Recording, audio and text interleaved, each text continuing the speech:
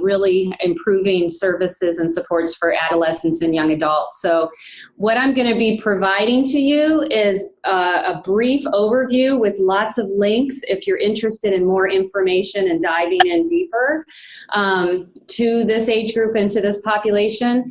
And the other thing is that I'd be interested in knowing post this didactic, if there's areas that you do have interested in diving in further, we could possibly do a didactic on that topic in the future.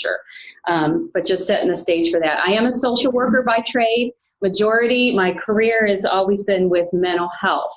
So that's where a lot of my focus will be, and you'll see that in here, but I am bringing in that primary care pediatrician side into some slides too. And so I just wanted to give a brief overview to my role, my current role and my job at the Best Center is we are pushing out evidence-based and promising treatment practices for schizophrenia treatment. And as you know, you're here with the integrated primary mental health care, and that ECHO being one of our means that we roll out that information. You've also met and heard, and you will be hearing today, Dr. Messamore and the information he's pushing out across our state and beyond, and pharmacotherapy for schizophrenia. We do a lot with the first episode, psychosis, which is important to this adolescent young adult population. And today, as we speak, we have our Summit County partners getting trained in clinical high risk, which takes it down even younger in terms of access, and cognitive behavioral therapy for psychosis, family education and support, and also cognitive enhancement therapy.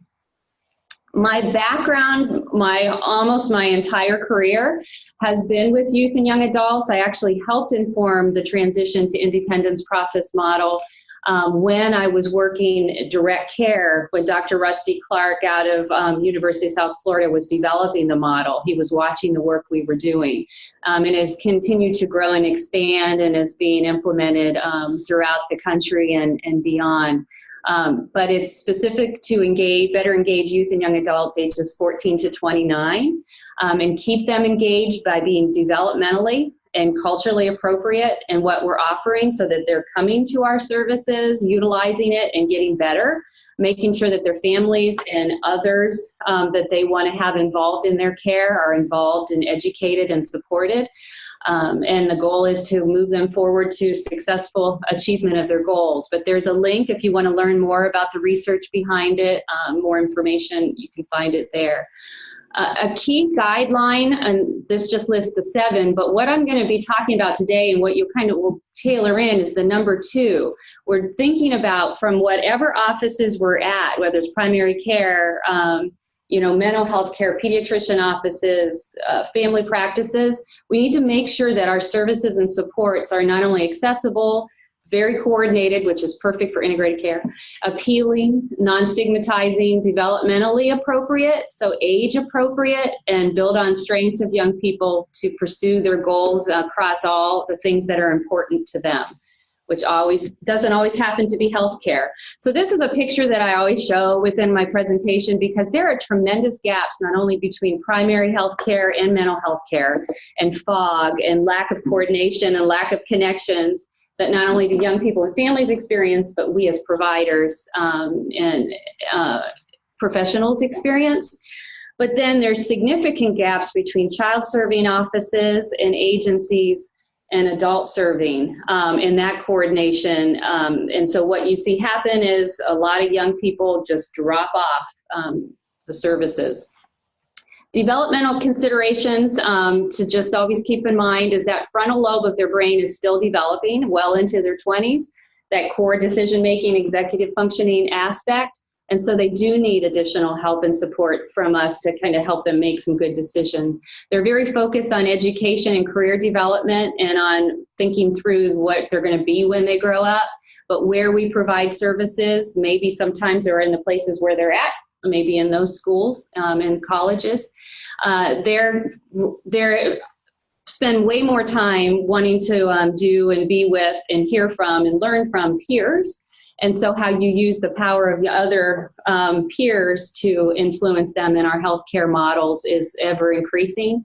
And that family role is changing. And I continue to say it was my most difficult time for me as a parent when my son and daughter turned that age of 18. And so how we support the family members as well as the young people in those changing roles, and how we deal with HIPAA and really work on coordination of care, and that is important. And learning how to manage their own finances in healthcare is so new for them, and they need a lot of help. So I want to take you back for just a quick minute to bring you into thinking about how you were back in your day when you were a young person, how you managed your health care, what kind of things you did well, what kinds of things you didn't, what you look like. Maybe your health care was really focused more on what piercings you put in your body and sterilizing the piercings, and the marijuana you were using and the alcohol you were using, but also bring you to how were we communicating and connecting and gathering our healthcare information. This shows a link to Facebook and phones before smartphones, but today that is old news. And for us to stay on top of how to stay engaged is important. So some key considerations there is this is the age when key things are developing or materialize during it. Our mental health disorders, substance use, often at the highest rate, nicotine use, and then you add in all those e-cigarettes that are coming into play, weight concerns both on underweight, anorexia, the identity concerns, as well as lots of obesity is really hitting at this age.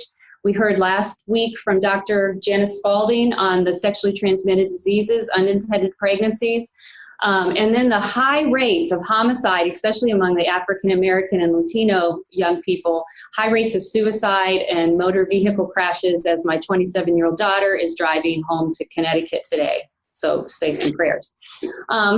She does have her cell phone, but hopefully she's not texting as she's driving. And we know about 50% of lifelong mental disorders begin at age 14 and 75% begin by age 24. Key time for prevention and early treatment. We also know that young people are experiencing mental health conditions and it's rising, depression, anxiety, but they're not accessing treatment. And you have links to where you can gather more information if you're interested. But there is lots of data showing how they drop out of and they're not utilizing the healthcare system, both mental health and primary health, but they are using the emergency room more in comparison to other age groups that are right alongside, whether it's younger adolescents or more in their early 30s.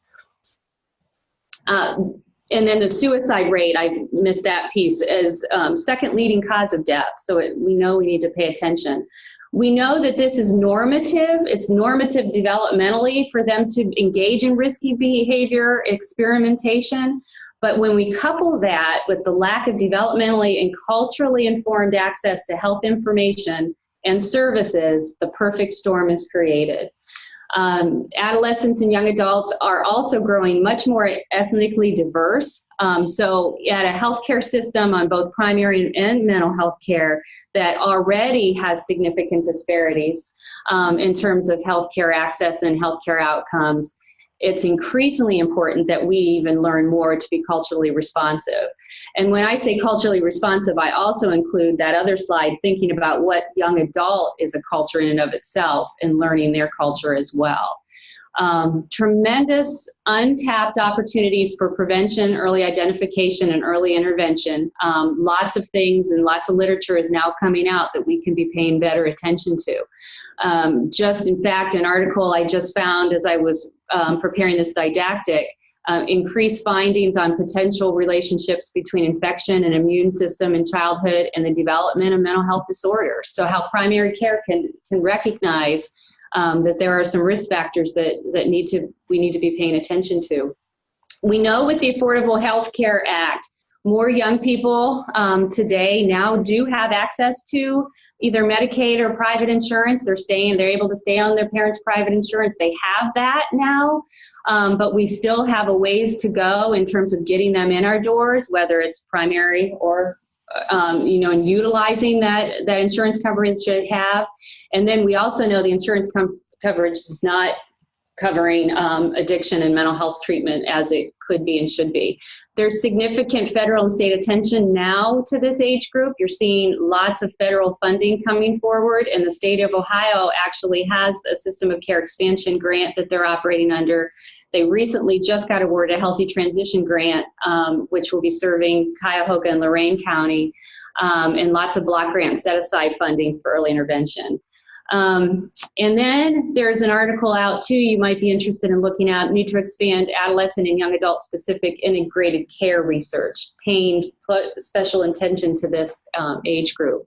And we know that access to school and college-based health clinics is growing, which is good, but the demand continues to outweigh the growth, and there's still need for how we get better at screening, preventative care, early intervention care, and good coordination with the community care that's available. Some ideas and thoughts for bridging some of the gaps, just to leave you with, is that to harness the power of the internet, social media, and texting to provide health education and engagement. And on that link, you're going to find actually some examples and opportunities and the actual apps and things to look at and consider. We have access to the crisis text line, which is national. We promote it throughout our state. Promotional materials, free access to that you could be putting in your offices to share, and you can even get the data on what's happening in Ohio, what are the texters saying and experiencing when they're texting in to learn more.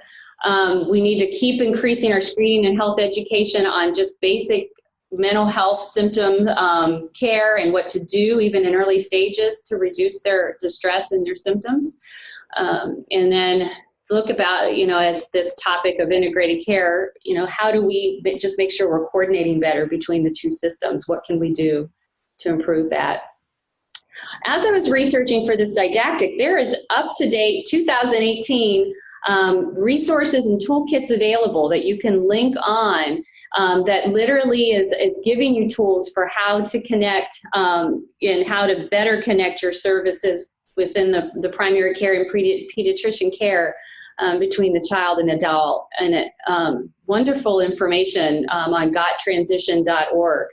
So if you have interest in diving deeper, this is just, I cut and pasted their 6 core elements for healthcare transition that you could be looking towards. And then when you link on, there's tremendous tools that you can access and use to further inform. Something when I looked at that, because I wanted to see how it relates to what I know from our transition to independence process model, and what I was extremely pleased to see is that they always add, here's my core thing I say all the time, they always make sure that young people are a part of that policy and practice development, because we wouldn't be doing an echo without a younger version of Nicole Ammon. Well, I know she's not a young adult, but they help. But it helps to have young people really helping us think through what are we doing and what could we be doing better at all stages. So just an overlay, and together I know we can continue to make progress in this area to lift the fog, fill the gaps, improve outcomes, and make more rainbows. So thank you.